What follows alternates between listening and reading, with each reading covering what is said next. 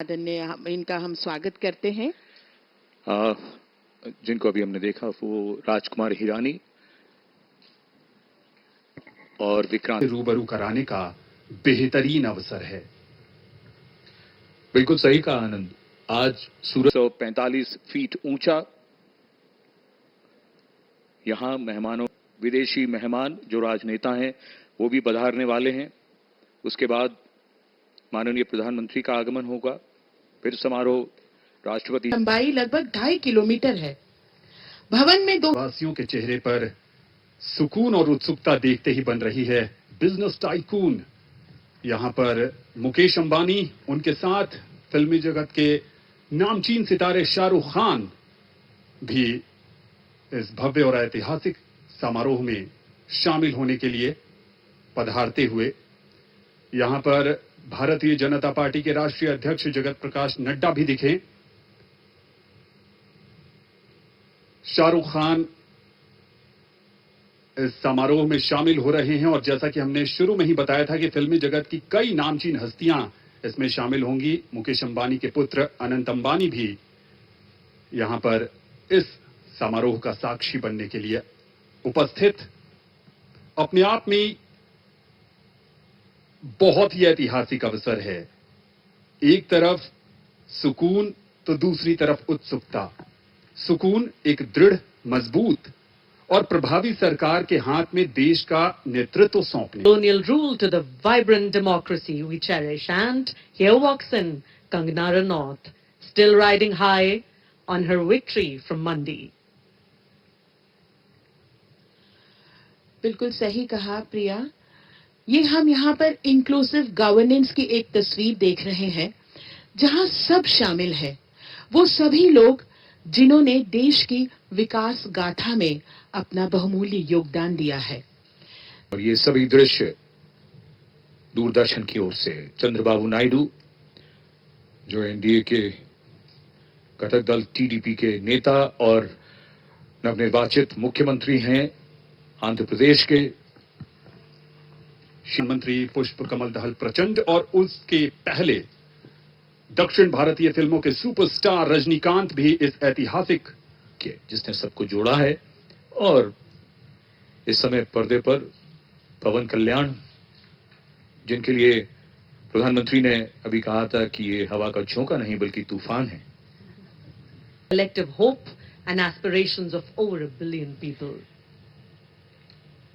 हुए प्रतिनिधियों से सरकार बनने जा रही है भारत की, और आगमन हो रहा है राष्ट्रपति भवन में देश के नवनिर्वाचित प्रधानमंत्री श्री नरेंद्र मोदी का। उनकी कारों का काफिला धीरे धीरे राष्ट्रपति भवन के प्रांगण की ओर अग्रसर होता हुआ।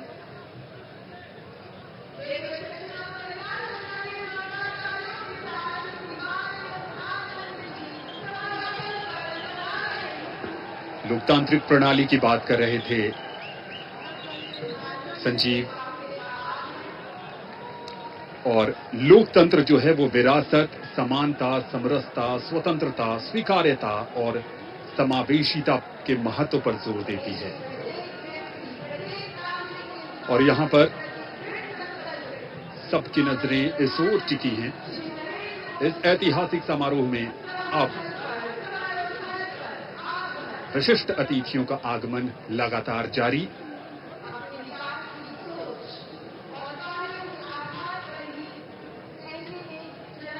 दुनिया के सबसे बड़े लोकतंत्र भारत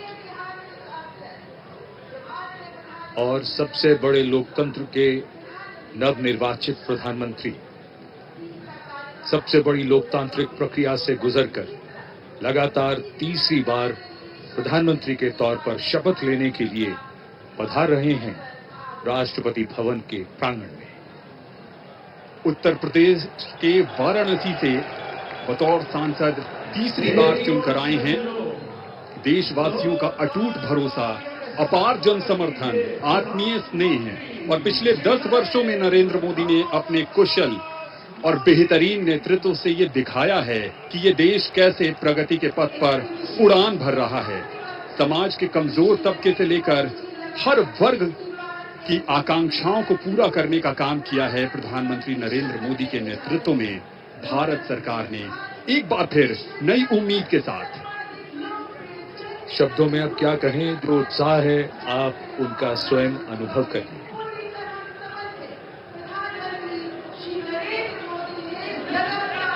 सबका आभार स्वीकार करते हुए नवनिर्वाचित प्रधानमंत्री श्री नरेंद्र मोदी तीसरी बार इस देश की बागडोर संभालने के लिए तैयार।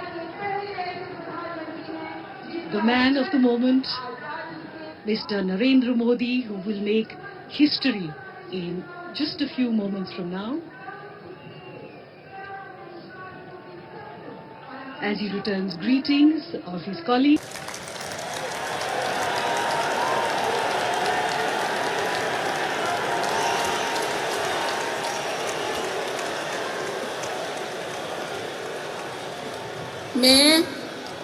मैं नरेंद्र दामोदर दास मोदी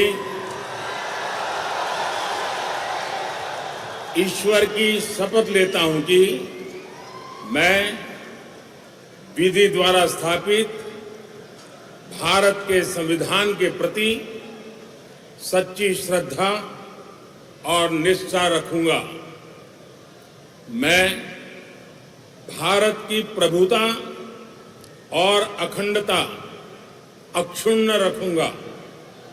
मैं संघ के प्रधानमंत्री के रूप में अपने कर्तव्यों का श्रद्धापूर्वक और शुद्ध अंतःकरण से निर्वहन करूंगा तथा मैं भय या पक्षपात, अनुराग या द्वेष के बिना सभी प्रकार के लोगों के प्रति संविधान और विधि के अनुसार न्याय करूंगा।